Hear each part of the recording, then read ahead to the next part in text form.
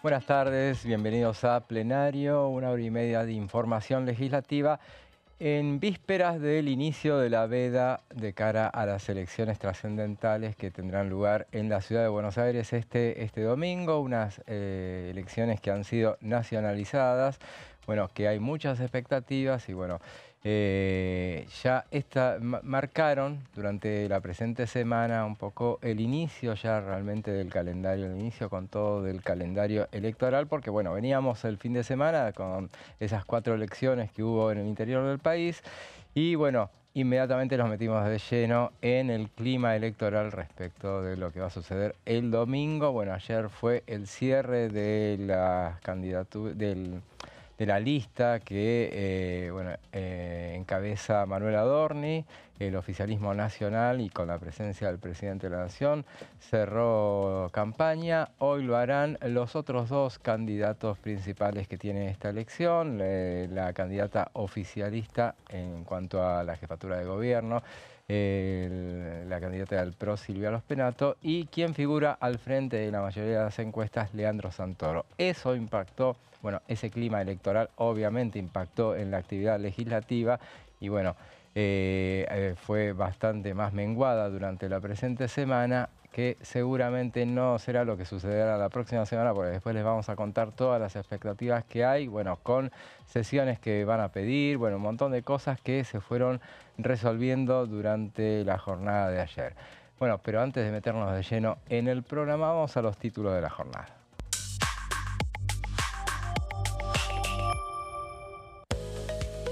Solicitarán sesión para el 21 de mayo, se tratará régimen previsional, emergencia en discapacidad y emplazamientos pendientes. Todo eso está previsto para el miércoles que viene.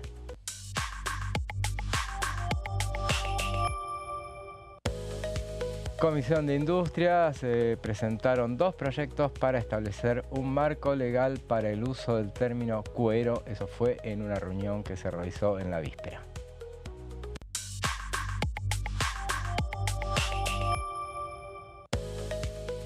Índice de inflación, según el INDEC, fue del 2,8% para el mes de abril y bueno, hubo festejos en la Casa Rosada y el Palacio de Hacienda.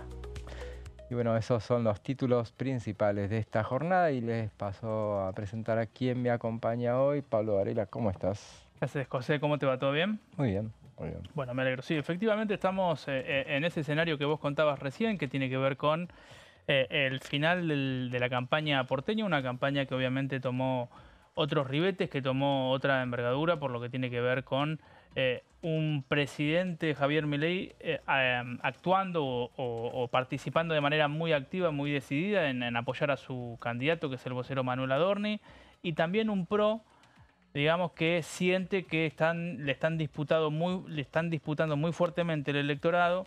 Entonces uno vio no solo a Silvia Los Penato, que es diputada de acá de la casa, sino también a Mauricio Macri y a Jorge Macri, al jefe de gobierno, muy activos en lo que tiene que ver con la campaña, muy activos en mostrar a la candidata, en respaldar a la candidata. Y en el medio de todo eso, en lo que parece esa atomización o dispersión de votos, asoma la posibilidad de que Leandro Santoro, el diputado también, hombre de la casa, que encabeza, digamos, un frente del peronismo, uno de los frentes que tiene el peronismo, pueda llegar a ganar la elección, que para mí se explica más en la dispersión justamente Claro. de la oferta electoral, que en que efectivamente el electorado porteño termine inclinándose o volcándose hacia una expresión política de ese tipo, pensando sobre todo en el 2027, en esta que es intermedia puede pasar cualquier cosa.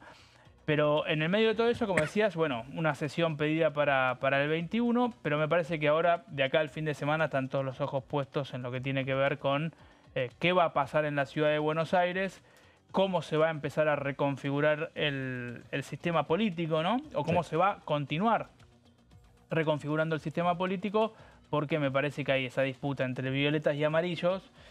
Es la disputa por un electorado, no es sencillamente quién saca un voto más o un voto menos, sino es quién conduce ese espacio del espectro político. Una disputa realmente virulenta, como se vio ayer en los discursos, bueno, que se escucharon en el cierre de campaña del oficialismo nacional. Y bueno, Nadie se la quiere perder, evidentemente. El presidente es quien no se la quiere perder la elección del domingo, al punto tal que, bueno, hoy se conoció la información de que no va a viajar, justamente Exacto. como estaba previsto, o como había anunciado originalmente, a la asunción del Papa León XIV. Correcto. Bueno, finalmente se trascendió hoy lo que se sabía. Vos seguramente lo sabés mejor que yo, en la Casa Rosada estaban circulando versiones respecto de qué manera iba a arreglárselas para, bueno, para hacerlo más acotado el viaje ese, Claro. pero no tenía manera de llegar el mismo domingo justamente y, bueno, evidentemente tiene muchas expectativas el oficialismo nacional en estas elecciones de la Ciudad de Buenos Aires que, evidentemente, como decíamos al principio, el presidente no se las quiere perder. Sí, de manera oficial el presidente todavía no dijo que no va a viajar, pero lo cierto es que no va a estar viajando a la asunción del nuevo Papa, que es justamente el domingo 18, el día de la elección. Recordemos que Milei vota en la Ciudad de Buenos Aires, Sí, fue diputado, digamos, por la Ciudad de Buenos Aires en esa famosa elección del año 2021, donde asume la banca con Victoria Villarruel. Em, y la Casa Rosada toda la semana dijo, viaja, viaja. Cuando vos preguntabas, bueno, fantástico, viaja, ¿cómo es la comitiva? ¿Con quiénes va? ¿Con qué ministros? ¿Con qué no ministros? ¿Va el secretario oculto, que es Nahuel Sotelo? Bueno, ahí ya empezaba un poco, bueno, no está definido, no se sabe. Incluso lo dijo el propio Manuel Adorni en conferencia, dijo, si se sabe, o cuando se sepa la comitiva va a ser sobre el final a último momento antes de que despegue el avión. sí. Hoy a mí me dijeron que el presidente no es que no viaja por la elección, que hay otro motivo que bueno, que porque en el momento no se va a saber, pero yo creo que obviamente la elección Tiene que ver, claro. influye mucho. La Casa Rosada viene diciendo en los últimos días, en las últimas semanas, que evidentemente el hecho de poner al gabinete a jugar fuerte en la campaña, que el hecho de haber elegido esta estrategia de confrontar directamente con el kirchnerismo, haber elegido el eslogan, si se quiere, Adorni es Milei, le viene funcionando. Sí. Y todos los que son los traqueos de opinión pública, el candidato de la Libertad Avanza viene subiendo, aunque sea de a poquito, peldaño por peldaño, pero viene poniéndose más parejo con Santoro, que decíamos recién que es el favorito. Así que, más allá de lo que digan o de las versiones que uno escucha, que obviamente escucha para un lado y para el otro, yo creo que el hecho de que Adorni pueda o bien ganar o bien quedar en un segundo lugar, pero muy cerquita de Santoro, muy competitivo y sobre todo dejando al PRO en el tercer lugar, parece que el presidente no se lo quiere perder. Así es, y bueno, pero bueno, no todo pasa por la información que viene del gobierno. Obviamente, volviendo al Palacio Legislativo, bueno, ayer hubo reuniones, bueno, para ver de qué manera seguían después de esta suerte de impas que se tomaron los legisladores durante la presente semana, atendiendo las cuestiones electorales, como sucede todos los años, aclaremos. Bueno, empezaron a analizar de qué manera, bueno, siguen.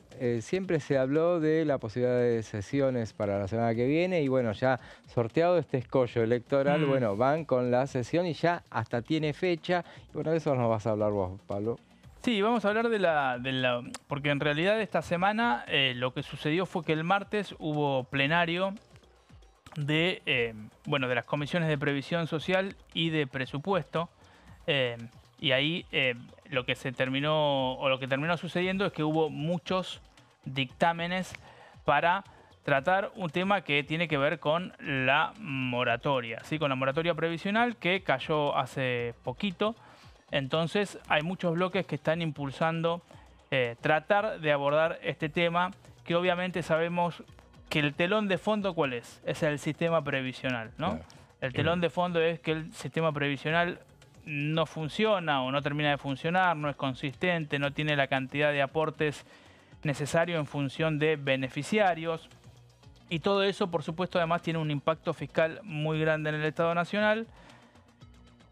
Y la moratoria venció hace poco, por lo tanto, había muchos proyectos para tratar. Ahí lo que vemos en pantalla, en la placa, es que la fecha para sesionar elegida es el 21 de mayo. Lo mencionabas vos recién, José, en los títulos, que además se va a estar tratando otras cosas, como por ejemplo la emergencia en discapacidad, pero me parece que lo más importante es lo que tiene que ver con los proyectos para la moratoria.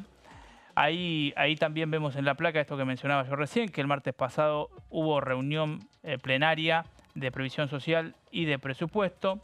Y el 23 de marzo pasado venció esta moratoria previsional, que había tenido una extensión, o mejor dicho, una prórroga de 2 años, justamente en el filo de lo que fue el mandato del Frente de Todos, en el filo del mandato de Alberto Fernández y de Sergio Massa al frente de Economía del Ministerio de Economía.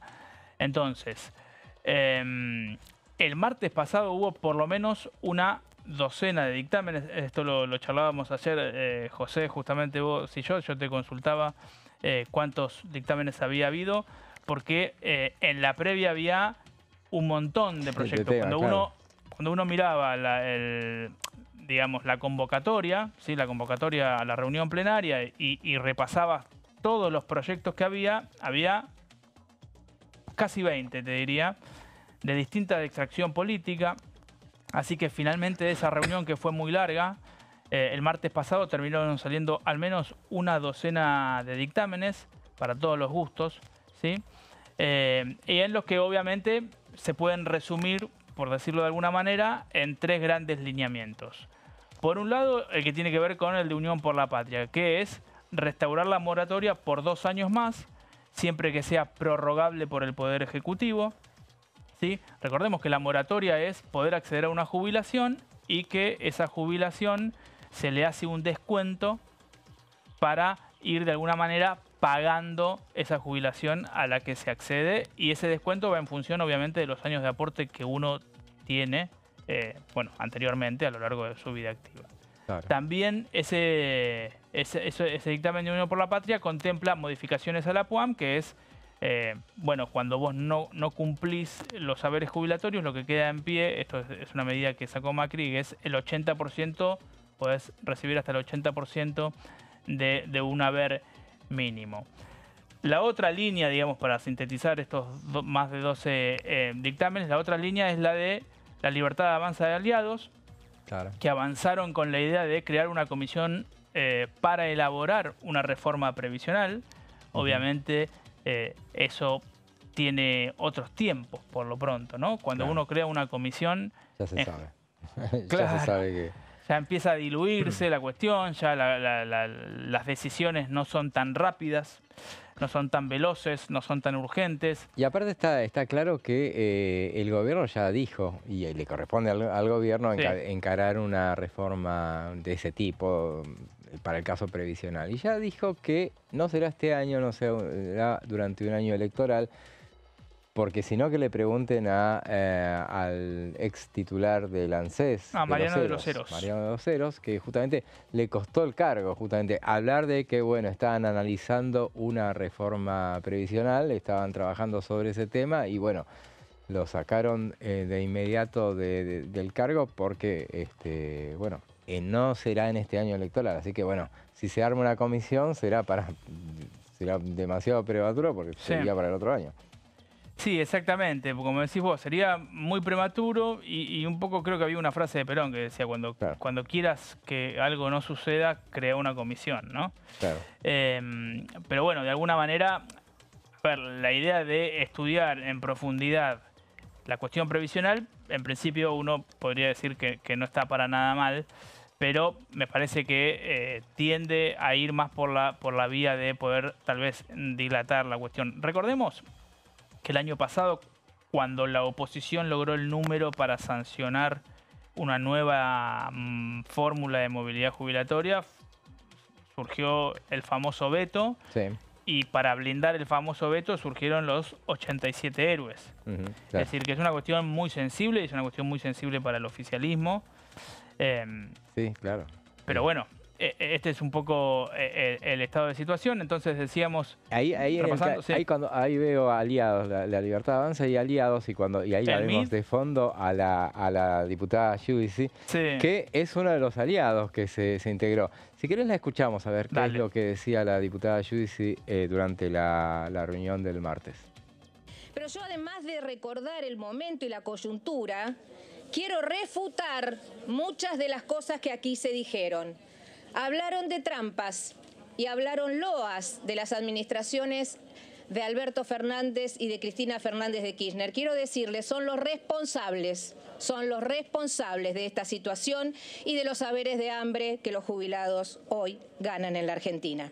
Y no lo digo yo, lo está diciendo, entre otros, los jueces camaristas de Mar del Plata, en un fallo que habla de la inconstitucionalidad y la inaplicabilidad de la ley de movilidad jubilatoria de Alberto Fernández.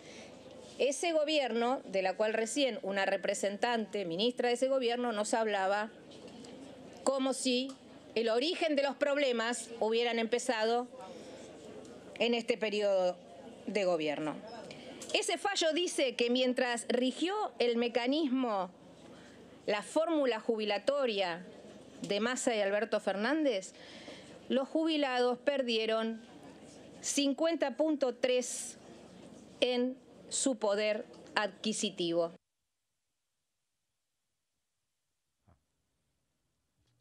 Ahí la escuchábamos a Silvina Giudice, Silvana Giudice, que justamente, bueno, decíamos, se desmarcó del resto del PRO. El PRO tenía en ese plenario de las comisiones de Previsión Social y Presupuesto y Hacienda, tiene seis legisladores. Bueno, 5 firmaron un dictamen propio, donde establecen, bueno, modificaciones que tienen que ver con adaptar la PUAM, por ejemplo, determinadas cuestiones. Y en el caso de Giudice, en este caso ella terminó avalando la propuesta del oficialismo.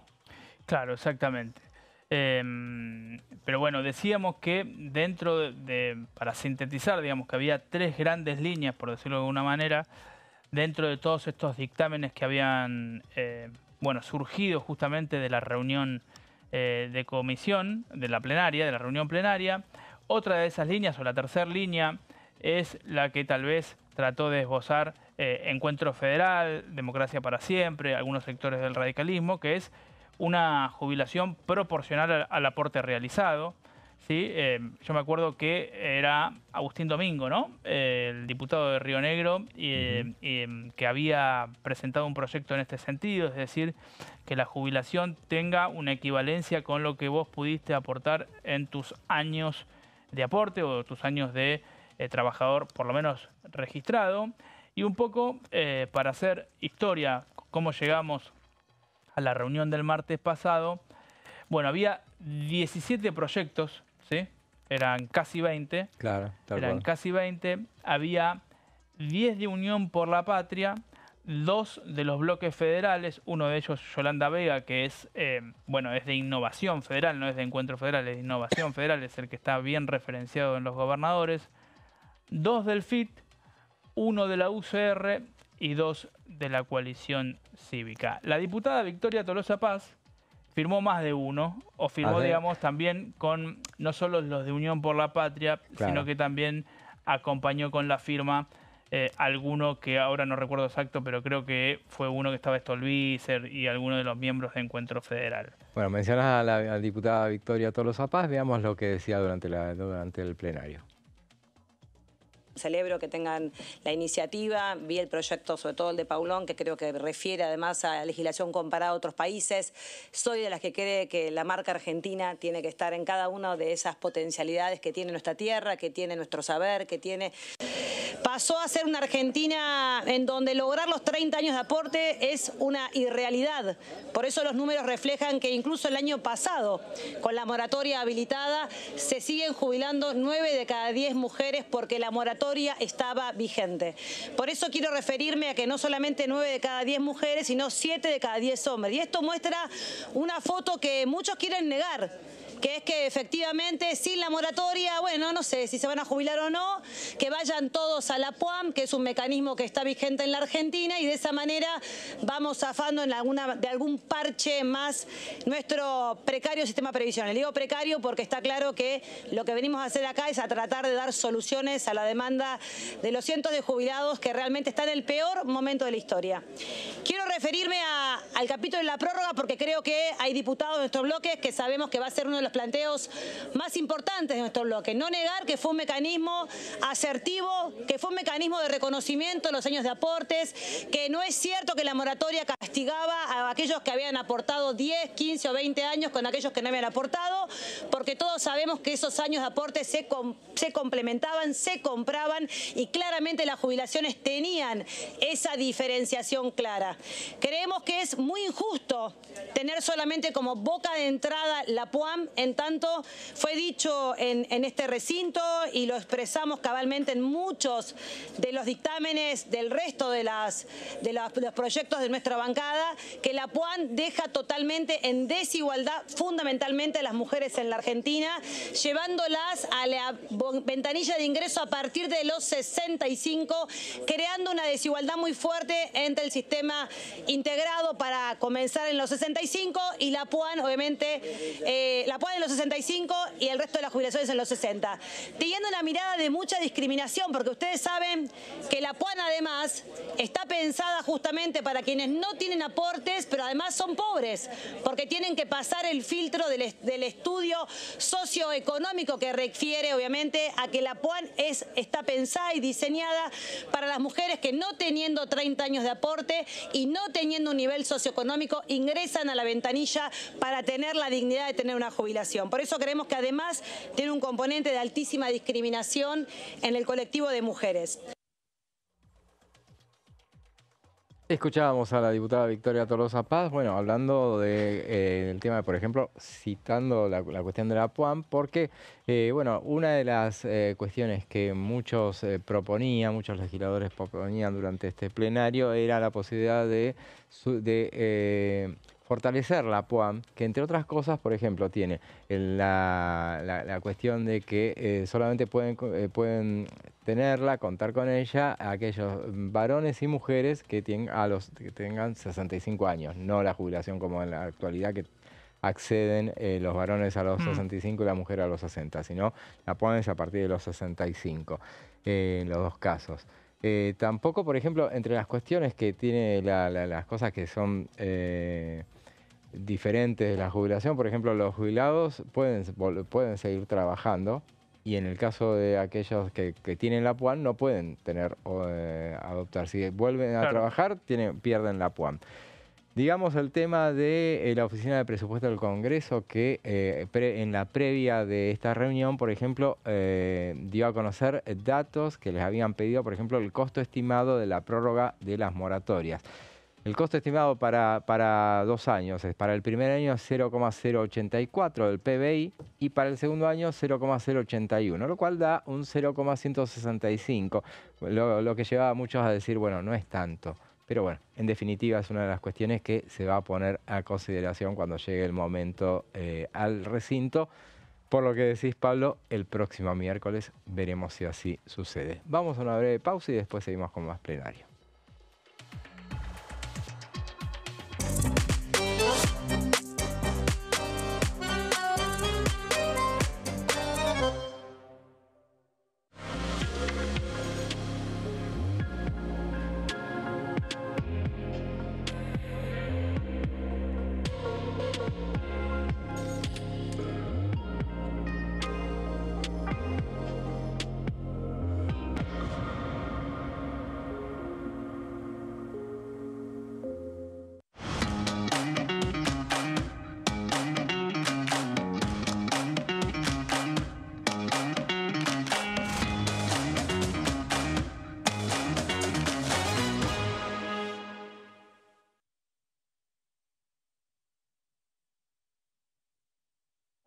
Elecciones legislativas 2025.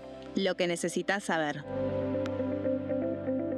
El 26 de octubre, cada provincia elegirá a sus representantes en la Cámara de Diputados de la Nación. ¿Sabés qué bloques renuevan bancas? Este año se renuevan 127 bancas, la mitad de los diputados. Unión por la Patria renueva 46 bancas.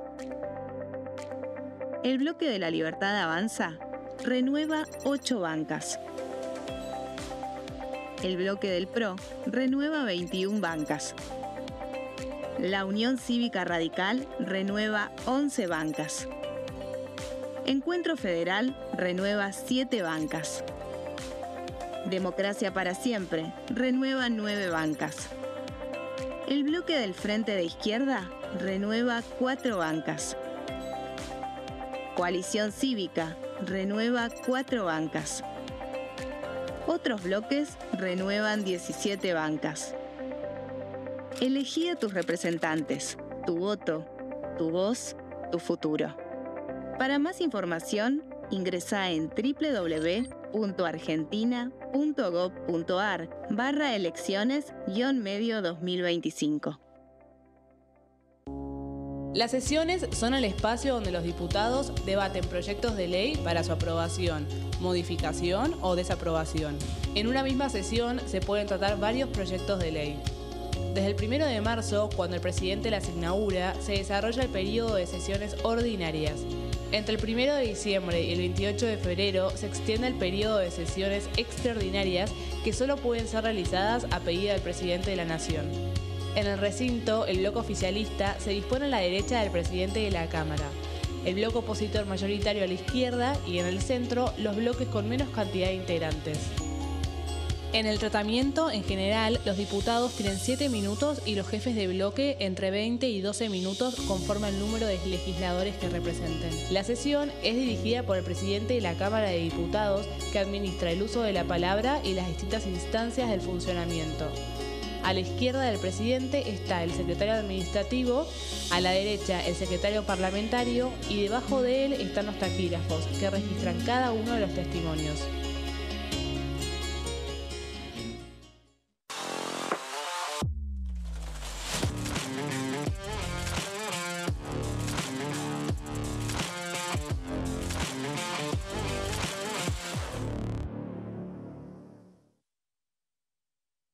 Dengue, Zika y chikungunya. Presta atención a estos síntomas.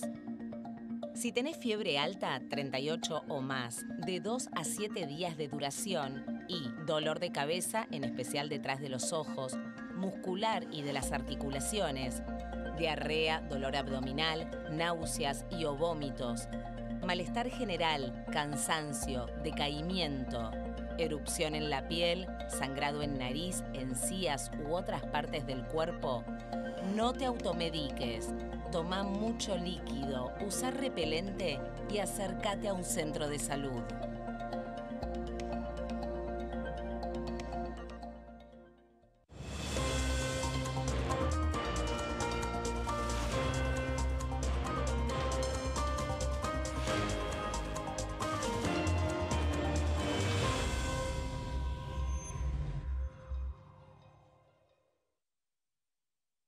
¿Qué diferencia hay entre la Cámara de Diputados y la Cámara de Senadores? La Cámara de Diputados representa al pueblo de la nación argentina. Esto significa que las provincias más grandes y con mayor cantidad de habitantes tienen muchos más diputados que las provincias más pequeñas. La manera de establecer las cantidades es proporcional. La Cámara de Senadores representa a las provincias. Cada provincia envía 3 senadores al Congreso Nacional. El total de senadores es 72, dado que las provincias argentinas son 24. Este es un número fijo. Por ejemplo, la provincia de Buenos Aires cuenta con 70 diputados nacionales y la provincia de Tierra del Fuego con 5. Pero tanto la provincia de Buenos Aires como la de Tierra del Fuego cuentan con 3 representantes cada una en el Senado de la Nación. Cada 2 años, el Congreso Nacional renueva la mitad de sus diputados y 1/3 de sus senadores nacionales. El mandato de los senadores es de 6 años, mientras que el de los diputados es más breve, dura solamente 4 años.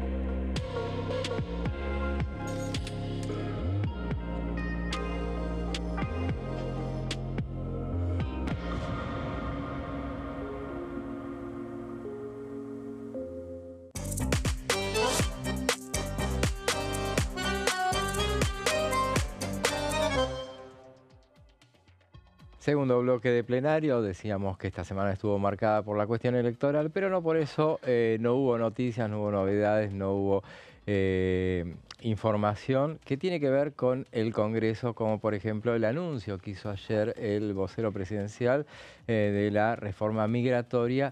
Tiene que ver con el Congreso porque el tema, si bien no va a pasar como una ley por el Parlamento, va a ser un decreto de necesidad de urgencia. Todavía hoy no fue publicado, pero seguramente lo será en los próximos días. Pero, y sabemos que siendo un decreto de necesidad de urgencia, va a pasar, tiene que pasar después por el Parlamento. Veamos qué decía ayer en su conferencia de prensa y sobre el tema Manuel Adorni. Bajo este nuevo paradigma que impera en la Argentina, el gobierno del presidente Javier Milei impulsará una serie de modificaciones al régimen migratorio. De ahora en adelante, cualquier condenado que intente ingresar a través de la frontera será rechazado por las autoridades migratorias. Y quienes sean encontrados en flagrancia, ingresando por pasos no habilitados, serán inmediatamente expulsados. El que miente en cualquier información que propicie su ingreso será también expulsado. Argentina no será tierra fértil para la llegada de los delincuentes. Además, todo aquel que sea condenado por cometer un delito será deportado, sea el delito que sea, y se van a cortar los plazos de los procesos de apelación para las expulsiones, que hoy resultan eternos. El que las hace, las paga. Hay muchísimos inmigrantes de bien que vienen y permanecen en las buenas de la ley en nuestro país, que vienen a trabajar, a forjar su futuro. No es justo para ellos que permitamos que quienes no cumplen con las mismas normas permanezcan en nuestro territorio al margen de la ley. A partir de ahora, los inmigrantes ilegales, residentes transitorios y temporales, deberán pagar por los servicios de salud. Y quienes ingresen a la Argentina tendrán que presentar un seguro médico para garantizar esa capacidad de pago. También se habilitará a las universidades nacionales a cobrar sus servicios, si así lo desean, respetando la autonomía universitaria. Repito una vez más, si así lo desean. En este sentido, también van a ser más severos los requisitos para obtener la residencia permanente y la ciudadanía argentina. La ciudadanía argentina solo se va a otorgar a quienes residan de forma continua durante 2 años en el país sin abandonar el territorio nacional. Quienes entren o permanezcan de forma irregular ya no van a ser recompensados con la ciudadanía como ocurría hasta ahora.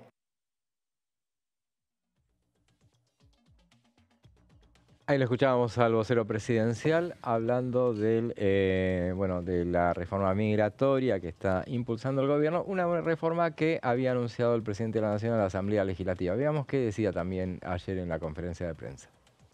A fines del siglo XIX, Argentina recibió una oleada migratoria que duplicó la población del país.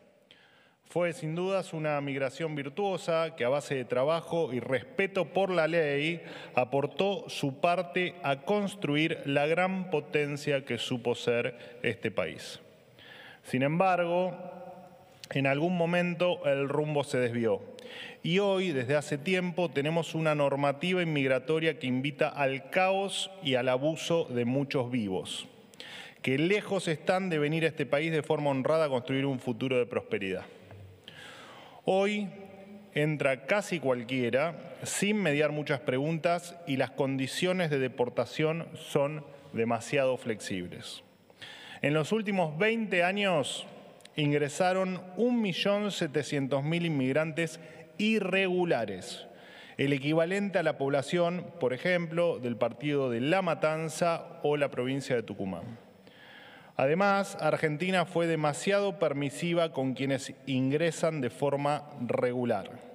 Hoy, cualquier condenado con una pena menor a 3 años puede ingresar a la Argentina. También están los inmigrantes que vienen al país a usar servicios públicos gratuitos que no tienen en sus países y que no contribuyeron con sus impuestos a financiarlos. En el caso de los famosos tours sanitarios, por ejemplo, donde vienen al país, se atienden en un hospital público y se vuelven inmediatamente a su lugar de origen. Para compartir con ustedes una estadística básica, solamente en 8 hospitales nacionales se gastaron 114.000 millones de pesos en atender extranjeros el año pasado. Repito, en 8 hospitales nacionales, solo en un año, los argentinos gastamos 114.000 millones de pesos para atender extranjeros. Lo que es peor, hoy la Argentina tampoco expulsa a quienes infringen la ley.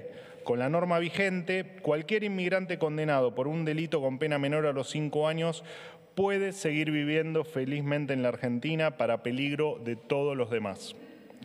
Hablo de delincuentes condenados, por ejemplo, por abuso sexual simple, privación ilegítima de la libertad, violación de domicilio, hurto, robo, daños agravados, resistencia a la autoridad, falsa denuncia, encubrimiento y usurpación ilegal de tierras. Imagínense, en la ciudad de Buenos Aires, de los 4.300 extranjeros detenidos en el último año y medio, el 40% fue por robo o hurto. Y digo los números de la ciudad porque son los números que tenemos, ya que a algunos otros datos nos es bastante dificultoso acceder. En resumen, entran delincuentes, siguen delinquiendo y nadie hace nada. Con este gobierno eso se termina. Para cerrar, quiero reflexionar brevemente sobre el espíritu de esta norma. En el mejor momento de nuestra historia, muchos de nuestros abuelos y bisabuelos llegaron en barcos dispuestos a sembrar el futuro de esta nación. Producto de los cambios profundos que está llevando el presidente Milei, Argentina en los próximos años volverá a ser una tierra prometida para muchos migrantes. Como hicimos en nuestros orígenes, queremos seguir recibiendo a aquellos que vienen a construir un país más libre y más próspero. Pero tenemos que saber recibir a quienes estén dispuestos a colaborar dentro del marco de la ley y tener la firmeza para expulsar a quienes incumplen las normas de nuestro territorio. Al igual que en ese momento, es hora de honrar nuestra historia y volver a hacer a la Argentina grande otra vez.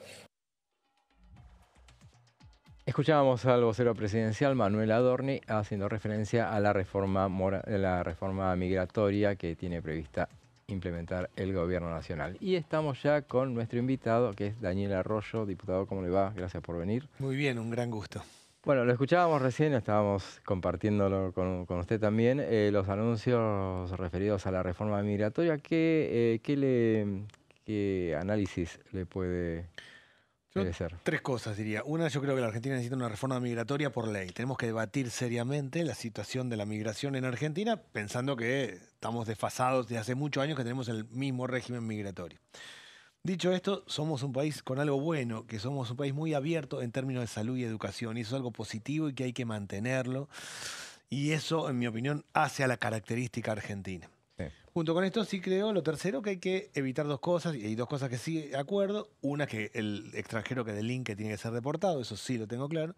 Y segundo, que hay que evitar en salud lo que son los tours de salud, o sea, esto de un grupo de personas que vienen solo a atenderse en salud. Esas 2 cuestiones sí yo creo que hay que legislar con claridad y limitarlas. El resto no, el resto hay que fomentar realmente. La Argentina, han salido datos esta hora que bajó 40% la tasa de natalidad. Nosotros somos el 8º país del mundo en cantidad de territorio y tenemos 47 millones de argentinos. No queda claro cómo alguien se va a jubilar en los próximos tiempos en Argentina si sigue bajando la tasa de natalidad y se extiende la expectativa de vida. De modo tal que hay que repensar un esquema en términos generales.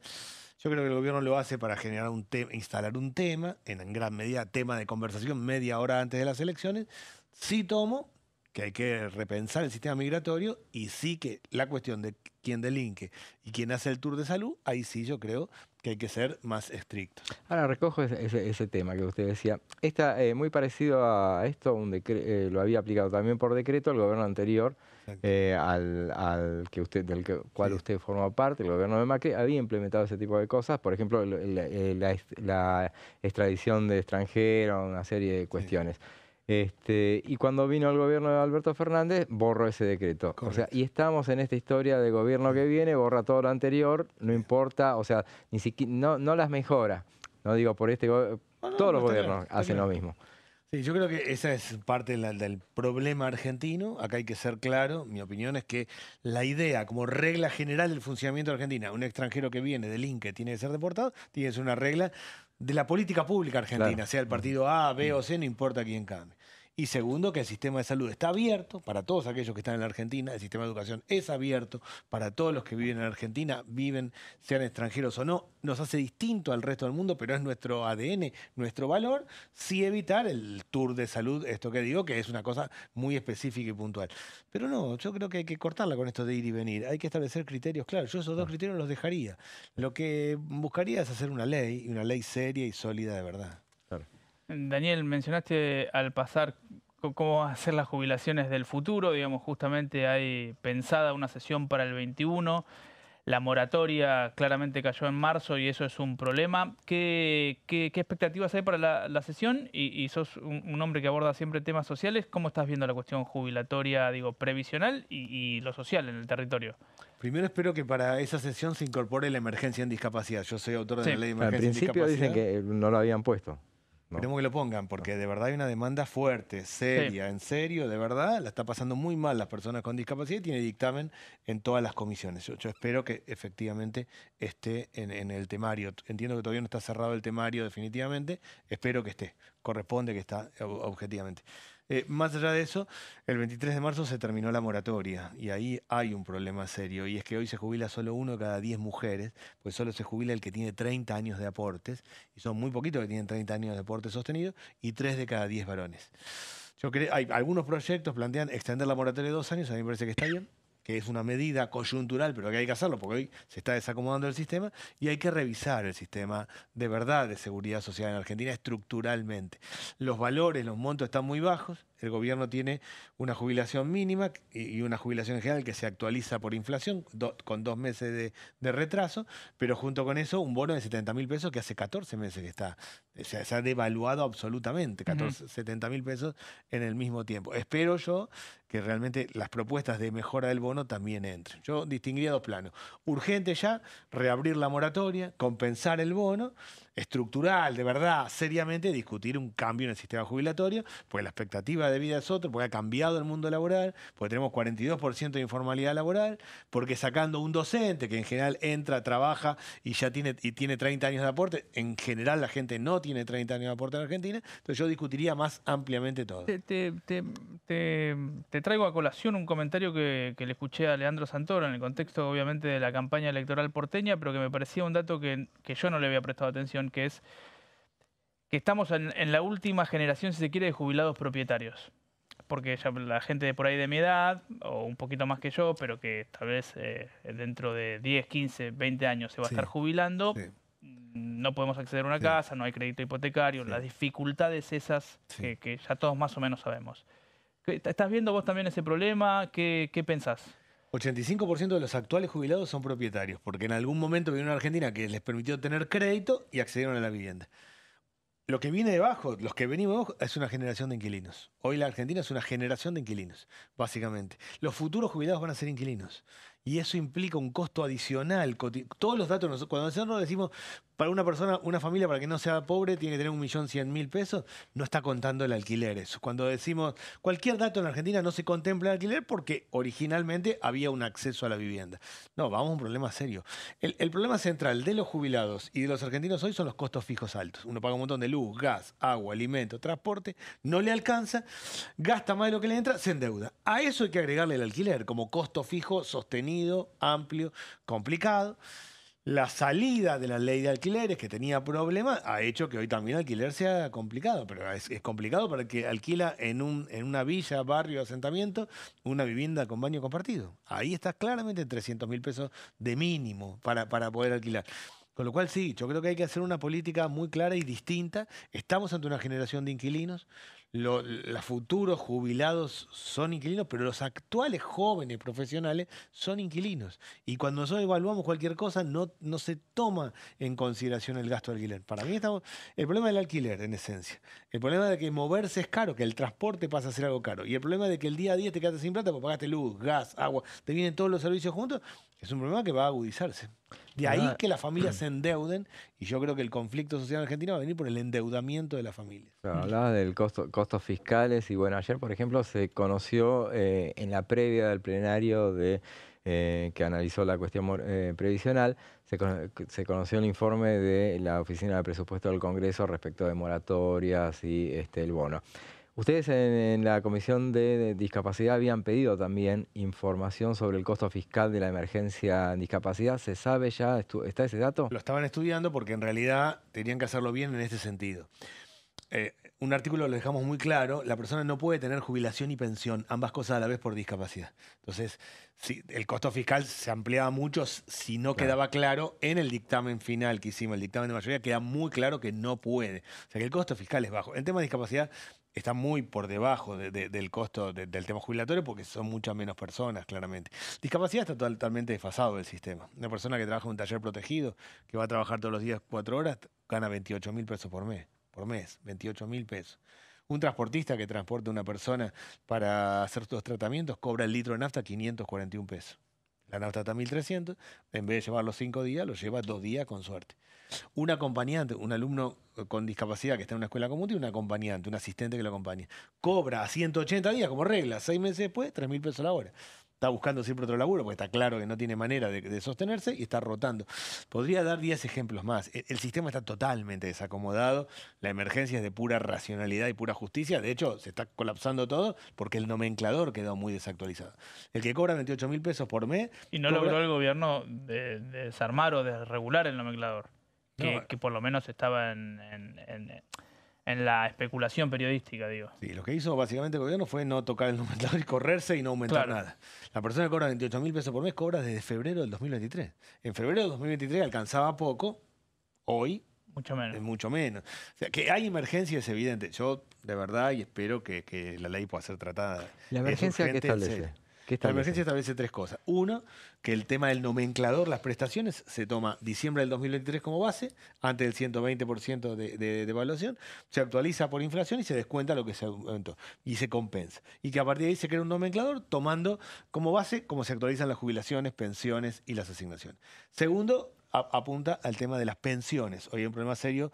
El gobierno está haciendo una auditoría de las pensiones por discapacidad, lo cual está bien. Pero la forma de hacerlo era ir a donde está el problema. Si hay un médico que dio muchísimas pensiones, hay que evaluar ese médico. Si hay una localidad que tiene el promedio de discapacidad es 11% en Argentina. Si hay una localidad que tiene 60% de pensión por discapacidad, está claro que hay un problema. Ir a evaluar ahí. En vez de evaluar ahí, mandó carta de documentos, generó 300.000 personas yendo, viniendo de un lado para otro, haciendo 10 horas de cola. Le piden que vuelva a hacer todos los estudios. Una persona que tiene una ceguera de nacimiento. O sea, claramente...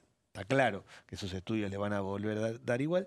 El gobierno ahora hace 2 días anuló ese decreto que generó todo esto y ahora se está evaluando la situación. La emergencia es muy evidente en discapacidad.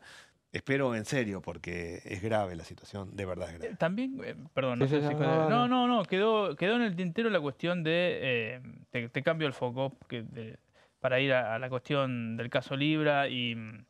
Bueno, y de Mariano Cunio Libarona y de Caputo no viniendo, bueno, más el titular de la CNB no viniendo. ¿Cómo ven esa situación? ¿Cómo ven esa dilación? Evidentemente, me imagino que ustedes entienden que Martín Menem envía la situación, pero que no termina de configurarse el escenario para que esté en la interpelación. Sí. Partamos de la base que es una obligación, no es que los ministros vienen si pueden. Yo fui ministro de Desarrollo Social de la Nación y todas las veces me convoqué el Congreso, vine, no se me ocurría que podía ser de otra manera. Me convocan, vengo en parte de mi tarea. Es como un docente, parte de su tarea es estar a las 8 de la mañana y abrir el aula, parte de la tarea del ministro es ir cuando lo convoca el Congreso. Es grave, pues ya son 2 veces que ha pasado lo mismo, por segunda vez. Es tan importante los 2 ministros como el titular de la Comisión Nacional de Valores, que es el que regula todo el sistema financiero. Me parece que se está corriendo una línea que no se puede correr. Tiene una obligación, no es un tema de gusto, no es si me gusta más o menos, si tal diputado me cae mejor o peor.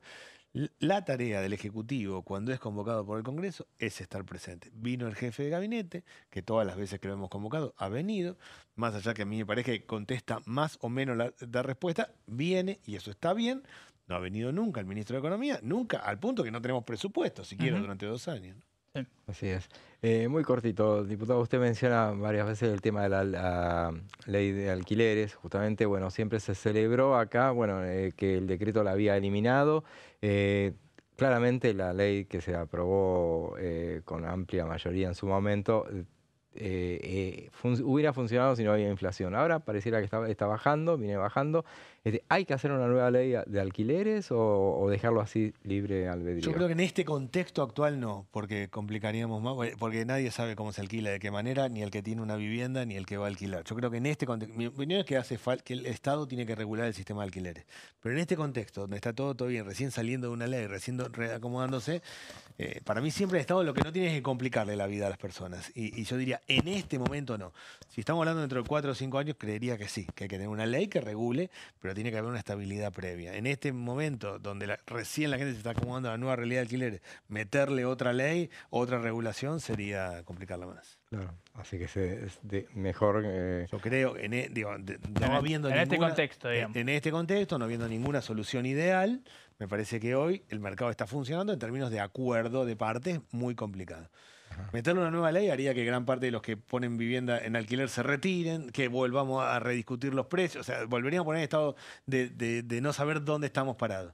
Si el gobierno logra estabilizar la economía, y ojalá así suceda los próximos 2 o 3 años, yo soy de los que creen que los países tienen que funcionar con una ley de alquileres, pero no en un contexto donde está todo agarrado con alfileres. Gracias, diputado. Gracias a ustedes. Gracias. Bueno, seguimos después de un breve corte con más plenario.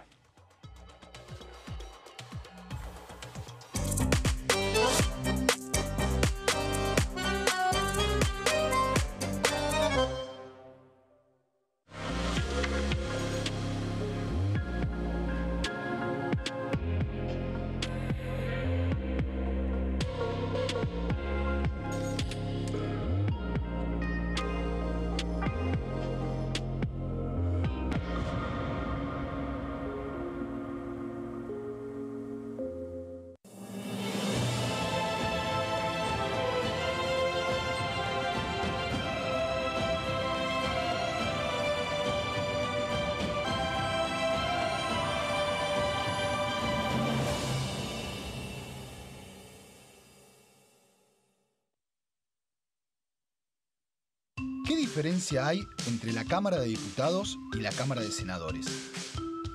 La Cámara de Diputados representa al pueblo de la nación argentina. Esto significa que las provincias más grandes y con mayor cantidad de habitantes tienen muchos más diputados que las provincias más pequeñas. La manera de establecer las cantidades es proporcional. La Cámara de Senadores representa a las provincias.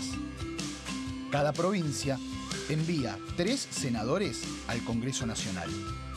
El total de senadores es 72, dado que las provincias argentinas son 24. Este es un número fijo. Por ejemplo, la provincia de Buenos Aires cuenta con 70 diputados nacionales y la provincia de Tierra del Fuego con 5. Pero tanto la provincia de Buenos Aires como la de Tierra del Fuego cuentan con 3 representantes cada una en el Senado de la Nación. Cada 2 años, el Congreso Nacional renueva la mitad de sus diputados y 1/3 de sus senadores nacionales. El mandato de los senadores es de 6 años, mientras que el de los diputados es más breve, dura solamente 4 años.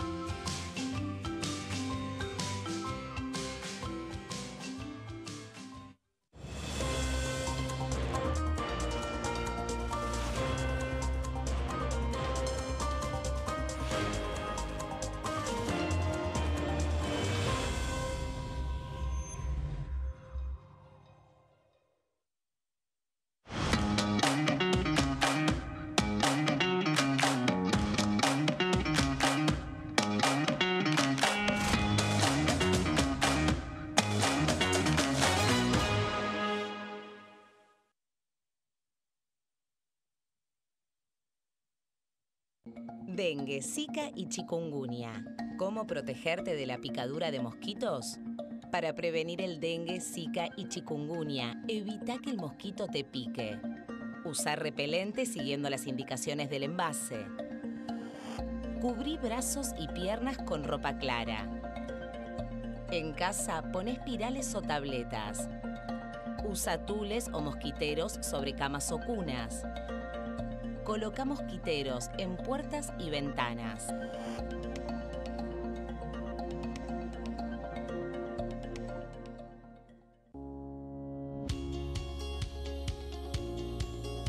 Cuando un proyecto de ley ingresa a la Cámara de Diputados, ya sea creado por un legislador, enviado por el Poder Ejecutivo o producto de una iniciativa popular, se trata primero en las comisiones correspondientes para luego ser tratado en el recinto por los diputados. Las comisiones son el ámbito de análisis y debate sobre los proyectos de ley conformadas por legisladores de distintos bloques. Hay 23 comisiones especiales que tratan temas específicos como el atentado a la AMIA y 45 permanentes que tratan temas vigentes como educación y salud. Un diputado puede formar parte de varias comisiones. Cada comisión se compone de un presidente, un vicepresidente y de 3 a 5 secretarios. La duración de los miembros de las comisiones permanentes y especiales es de 2 años. Para que la comisión funcione debe tener quórum, es decir, un mínimo de 15 y un máximo de 31 a 49 diputados. Las autoridades son elegidas por los propios integrantes de las comisiones, que a su vez son elegidos bajo consenso por sus propios bloques. Para que un proyecto sea tratado en el recinto, debe contar con el apoyo de la mayoría de los integrantes de esa comisión. Al finalizar una reunión de comisión, se dictamina sobre la pertinencia de tratar el proyecto en el recinto. El dictamen propone una resolución o decisión sobre una o varias iniciativas o proposiciones.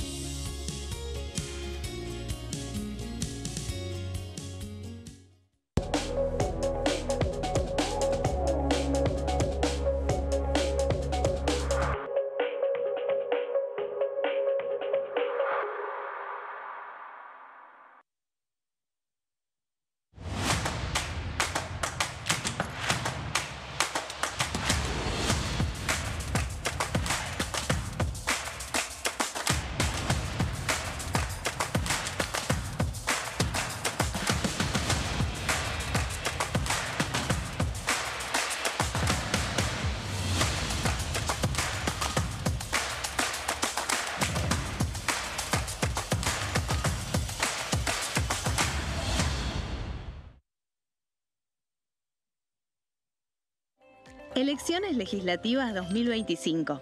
Lo que necesitas saber. El 26 de octubre, cada provincia elegirá a sus representantes en la Cámara de Diputados de la Nación. ¿Sabés qué bloques renuevan bancas? Este año se renuevan 127 bancas, la mitad de los diputados. Unión por la Patria renueva 46 bancas.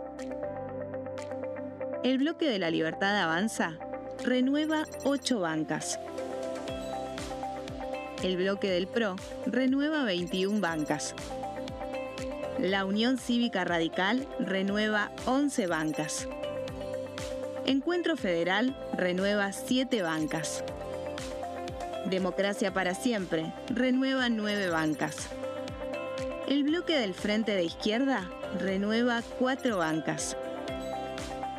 Coalición Cívica renueva 4 bancas. Otros bloques renuevan 17 bancas. Elegí a tus representantes, tu voto, tu voz, tu futuro.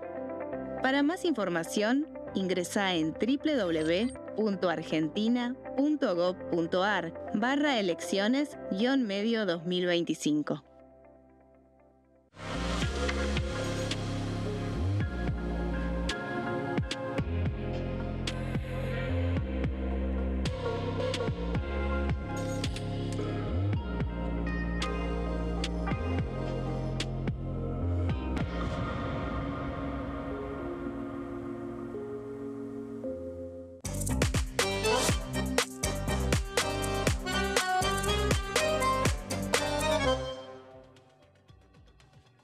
Tercer bloque de plenario y bueno, el bloque anterior hablábamos de la reforma migratoria y lo escuchábamos a quien la había anunciado, justamente el vocero presidencial dando detalles de la misma, pero más detalles nos va a dar ahora Pablo. Sí, vamos a meternos un poco en lo que fue el anuncio, ¿no? El anuncio de ayer miércoles, en la vorágine se me pasan los días, pero sí. Fue ayer miércoles que el secretario de Comunicación, es decir, Manuel Adorni, junto a Patricia Bullrich, junto a la ministra de Seguridad, que en realidad estaba en primera fila, no, el que habló fue Adorni, anunciaron esto que ya fue o que ya había sido anunciado en otros momentos y que todavía no está publicada como medida, como decreto, en el boletín oficial, pero que tiene que ver con la reforma migratoria, es decir, con esto que estábamos hablando también recién con el diputado Daniel Arroyo, es decir, con darle un marco legal a lo que tiene que ver con el ingreso de extranjeros al país para residir, para trabajar, para desarrollarse. Ahí vemos que cualquier condenado que intente ingresar a la Argentina será rechazado, es decir, aquella persona que tenga cualquier tipo de condena, sea larga o chica, sea grande o pequeña, no va a poder ingresar al país. Quien se encuentre ingresando de manera infraganti también será rechazado. Por infraganti hay que entender que es aquella persona que está, digamos, que es encontrada justamente ingresando al país de manera irregular o ilegal. Bueno, esa persona también será deportada o será rechazada. Los condenados por cometer un delito serán deportados. Esto es algo que también decía recién Daniel Arroyo, como una suerte de criterio que debería establecerse más allá de quién gobierne o más allá de qué espacio político esté al frente de la Casa Rosada, la idea de que aquel extranjero que esté residiendo en el país y cometa un delito, y sea encontrado culpable obviamente, sea devuelto a su país de origen, sea deportado, cosa que no está sucediendo actualmente.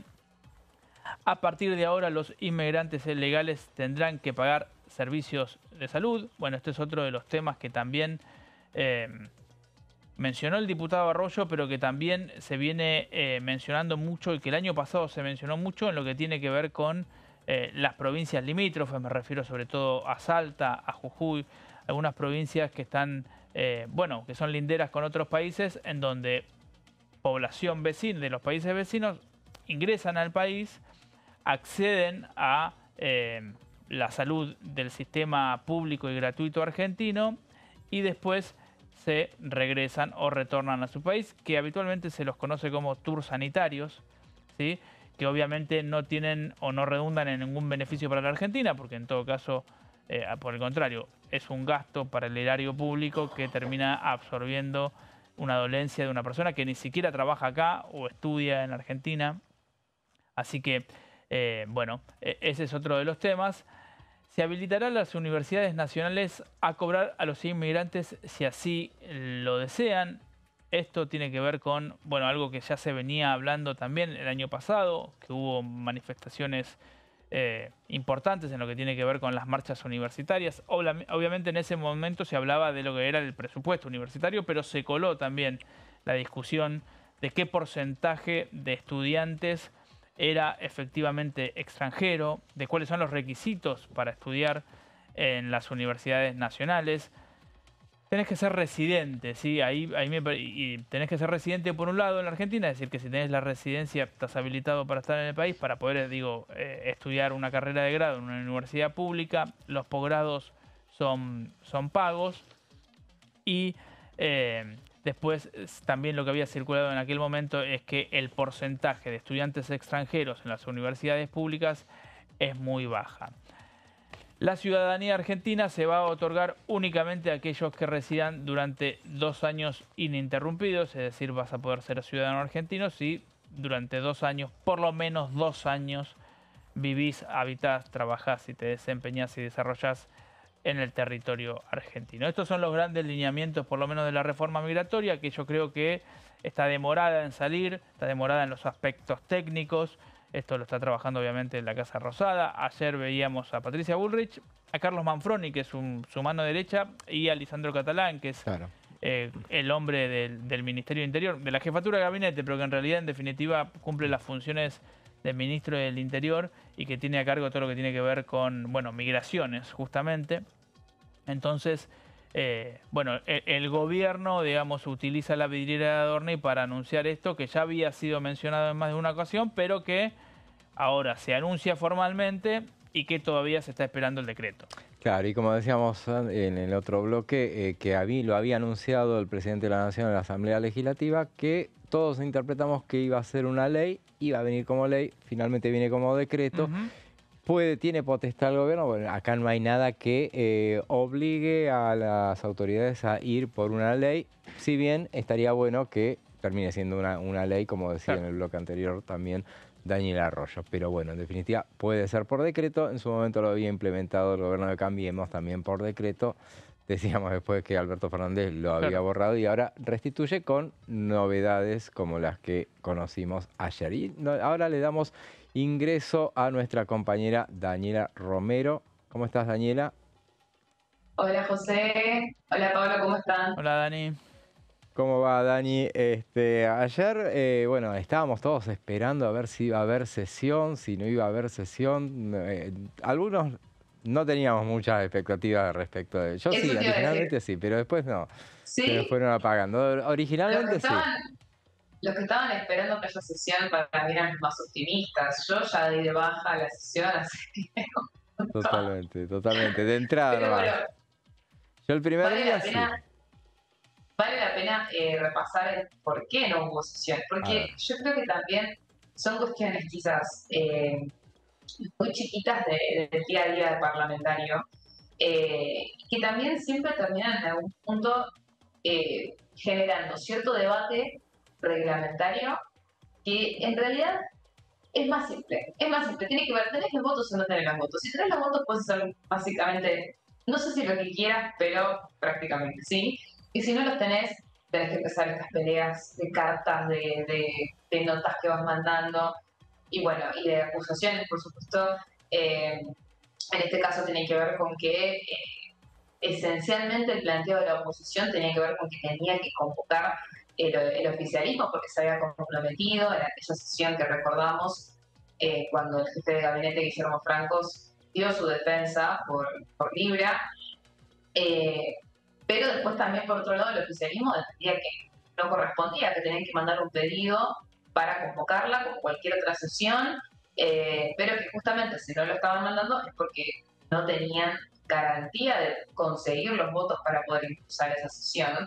Por otro lado, se jugaba el hecho de que, por supuesto que también hay muchos diputados que tenían que viajar desde sus provincias y si no estaba garantizada la presencia de los funcionarios, no tenía mucho sentido. Pero bueno, lo cierto es que se suspendió, entre comillas, porque como te digo, nunca se terminó convocando esta sesión, que buscaba, bueno, justamente darle una segunda oportunidad a estos funcionarios que no asistieron a la primera interpelación que habían votado, ¿no? Esta interpelación que se dio hace unas semanas atrás, en la que solamente fue Guillermo Francos. También estaba citado el titular de la Comisión Nacional de Valores, Roberto Silva, pero el plato fuerte, por supuesto, que eran los ministros, tanto de Economía, Luis Caputo, como en Justicia, Mariano Puñol y Barona, que habían enviado una carta justificando su ausencia, argumentando que fue por temas de agenda. Yo creo que eso, José, fue como lo que también le dio pie a la oposición a decir, ok, si es por una cuestión de agenda, entonces si te cito otro día vas a poder venir. Y bueno, ayer no podían porque estaban en el cierre de campaña de Adorni. Claro. Obviamente que además de la cuestión de agenda, tanto el ministro Caputo como Junio Libarona en su carta decían que, a ver, se atajaban un poco de la información que ellos podían llegar a tener sobre el tema del Libra.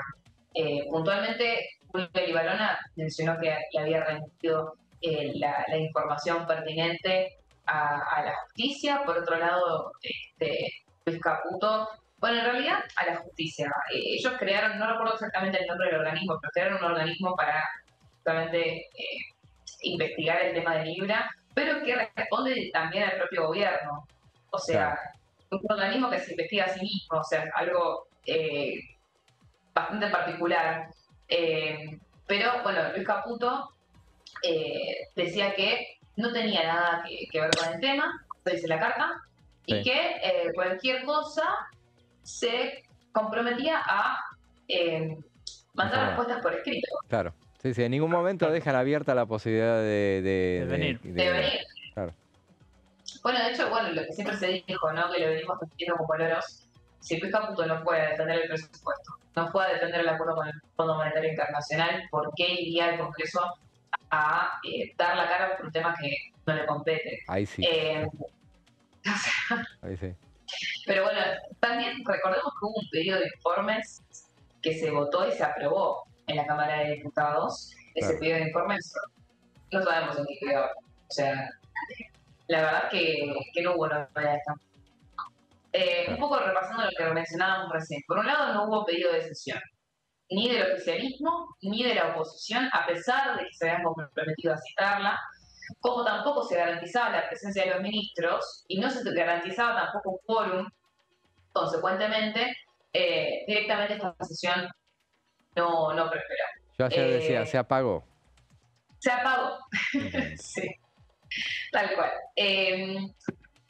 La idea era que, bueno, justamente la presidencia se había comprometido a citarlos para ayer a las 12. Y si bien la citación, esto cabe aclararlo, pasamos a la siguiente placa, cabe aclarar que la citación de la presidencia sí fue remitida. O sea, no es que la presidencia se comprometió a hacer una citación y después se olvidó. No, claro. O sea, la citación la enviaron, lo que pasa es que no hubo respuesta. Sí, No hubo respuesta de los ministros. Esa era la cuestión. Ante este panorama, que puedo llegar a decir que era muy predecible, sí. ahora la oposición tiene que, finalmente, después de varias semanas en las que ya vienen anticipando que los ministros no iban a venir a pesar de haber sido interpelados, tomar una decisión en cuanto a qué hago al respecto, porque un poco creo que lo dijimos en su momento, cuando fue que habían resuelto hacer esta segunda oportunidad de sesión, era ganar tiempo, porque estuvieron 2 horas discutiendo a ver qué hacían. 2 horas en las que, de tanto, el jefe de gabinete estaba esperando para empezar su prensa. 2 horas viendo a ver qué hacían. Lo que pasa es que no se ponían de acuerdo. Si pedir un cuarto intermedio, si volver a votar, tampoco tenían el número. Entonces, toda esa situación, al decir, bueno, lo posponemos, damos una segunda oportunidad, también un poco apuntaba a eso, ¿no? A poder decir, ok, ¿qué hacemos con esta situación? Que ya la venimos anticipando un montón, porque a pesar de que, bueno, la ausencia de Julia Liberona tomó un poco por sorpresa a todos, la de Caputo no. La de Caputo se sabía que no se garantizaba. Entonces, hay un plan B, finalmente. Que es básicamente ir directamente a actuar desde la comisión investigadora. Porque, bueno, la comisión investigadora, recordemos que está trabada, ¿no?, por este escenario 14-14, otro escenario completamente previsible que, de todos modos, quedó sin solución.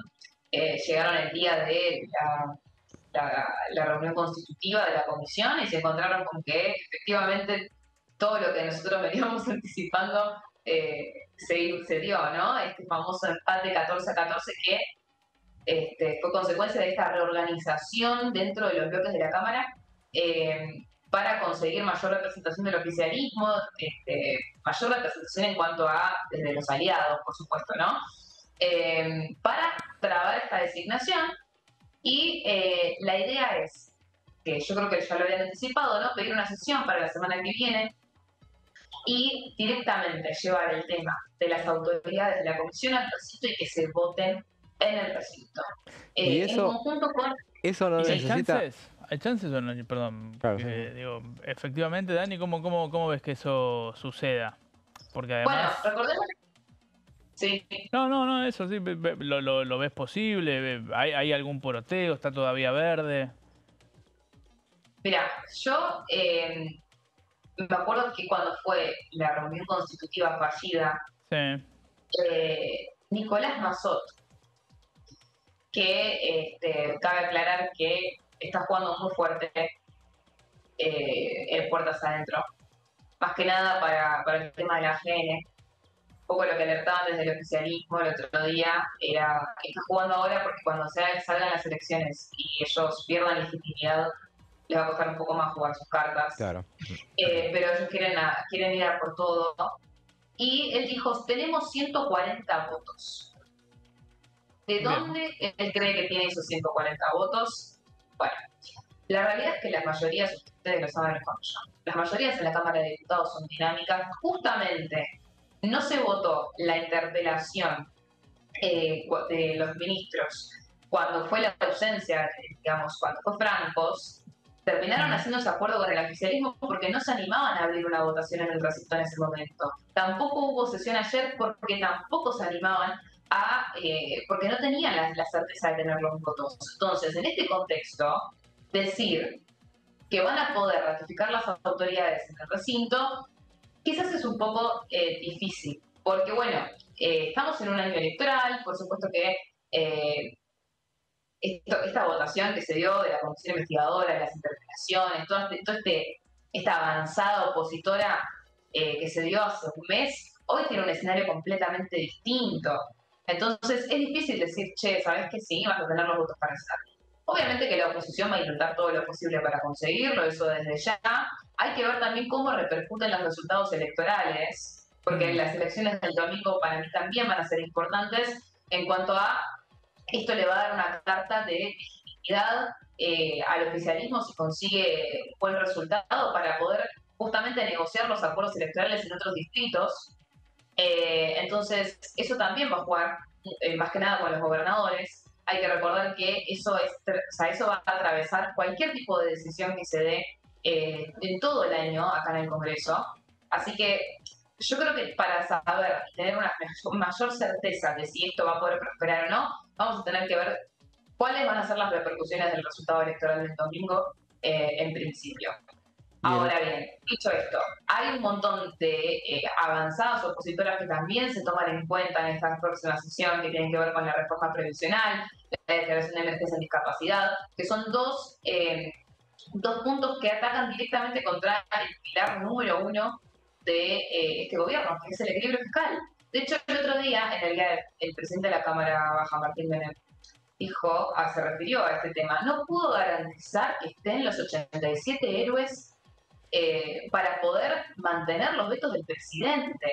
Claro. Y decía, tienen que tener empatía, porque sube el riesgo país, decía, cada vez que en las sesiones están atacando, criticando o haciendo alguna mención que va en contra del equilibrio fiscal. Es una situación delicada también para el gobierno en este momento, porque la oposición está poniendo sobre la mesa cuestiones que de avanzar pueden llegar a ser muy difíciles de atajar. Yo creo que la situación dentro de la Cámara de Diputados es más difícil hoy que la que fue el año pasado, cuando se pudieron blindar estos vetos, porque la oposición se reorganizó de una manera que es insólita. O sea, un poco creo que no sé si lo habíamos hablado en este programa o en otro, pero tenés un arco opositor que une al peronismo, a la coalición cívica, a Pichetto, algunos radicales, o sea, que son los de Democracia para Siempre, toda esa reorganización que se fue dando, primero con fugas a alianzas inesperadas con el oficialismo, desde el radicalismo, y el peronismo también, y por otro lado tenés a la oposición que a partir de esas movidas, esas maniobras, bueno, se juntaron para poder decir, bueno, algo tenemos que poder hacer. Entonces, ¿y cómo juega el rol de la división del PRO en este momento también? Claro. Sí, ese es un dato importante. Se han movido bastante algunos muros, ya a mí lo que me parece es que bueno, el tema de la interpelación es un caso cerrado ya, no hay manera de moverlo, porque reglamentariamente, inclusive, bueno, la Constitución dice en su artículo 71 que se puede convocar, pero después no dice, no tiene en cuenta la eventualidad de qué pasa si no va.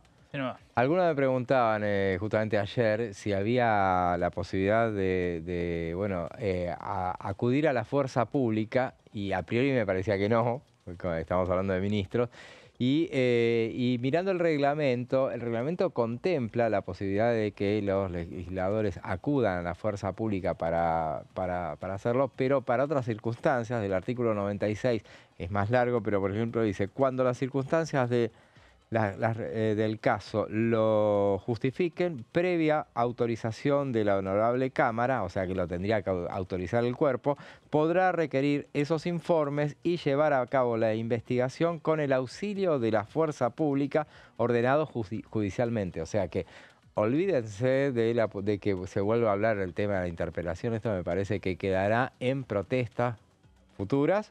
Es que es una protesta que también, o sea, creo que un poco como poder legislativo, no solamente como oposición, quieren hacer, porque dicen, no podemos dejar pasar que los interpelamos y no digan. Claro. Algo tenemos que hacer.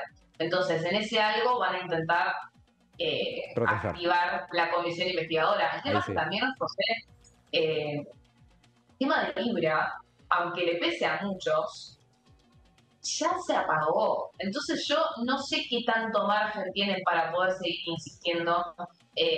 Por ahora la verdad es que el oficialismo, a pesar de que perdió la batalla de la votación de todos estos proyectos para investigar el tema, ganó dos batallas muy importantes. Una tiene que ver con las interpelaciones y cómo esto se terminó quedando en la nada. Y segundo, cómo también la comisión investigadora todavía no pudo empezar a funcionar y no asoma por lo pronto. Ahora hay que ver si pueden ratificar las autoridades, si empieza a activar esa comisión, la oposición justamente va a poder hacer lo que tenía en mente, que es mantenerlo en la agenda. Que por ahora, la verdad, no sé si el tema de Libra sigue estando tan presente como antes dentro de la agenda. Por supuesto que la oposición lo quiere mantener porque se va a agarrar de eso todo lo posible, más en un año electoral. Ganó la batalla del tiempo. Bueno, Daniela, muy completo el informe. Gracias. Nos vemos el próximo lunes, seguramente. Chao, Dani. Gracias, Pablo. Gracias a vos, José. Nosotros llegamos al final de esta nueva edición de Plenario. Bueno, ahora quédense en la pantalla de TV. Ya vienen Amanda Alma, Fernando Fracchelli con sus pasos perdidos. Nosotros nos volvemos a encontrar mañana viernes. Hasta entonces.